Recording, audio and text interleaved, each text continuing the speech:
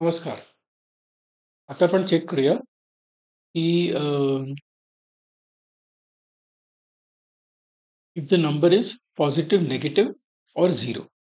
ठीक आहे. तर आधी जे आपण 2 कंडिशन्स ट्राय केलेले आहेत. एक आहे एक होतं, की if the if the number is positive और निगेटिव्ह. सो फक्त 2 कंडिशन झाले. इफमध्ये ऑलवेज 2 कंडिशन्स असतात. पण आपल्याला जर 3 कंडिशन्स चेक करायचे असले, if the number is positive और if the number is negative. Third option काय आहे? If the number is 0. ठीक आहे.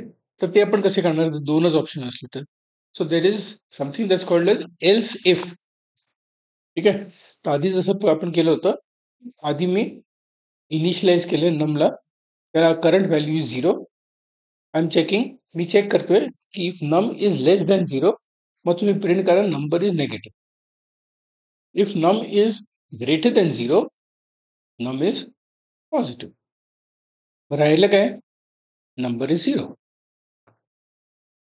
ठीक आहे. तर आता आपण ह्याच्यामध्ये जे व्हॅल्यूज आहेत नममध्ये, ते आपण चेंज करूया आणि आपण बघूया की हे ॲक्च्युअली चालतं का. ठीक आहे. तर -240 टाकतो. इकडे आन्सर निगेटिव्ह आला पाहिजे.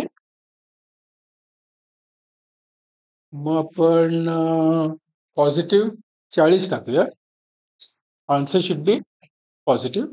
आणि मग आपण 0 टाकूया. Answer should be number is 0. Simplest example, की पॉझिटिव्ह, निगेटिव्ह आणि 0.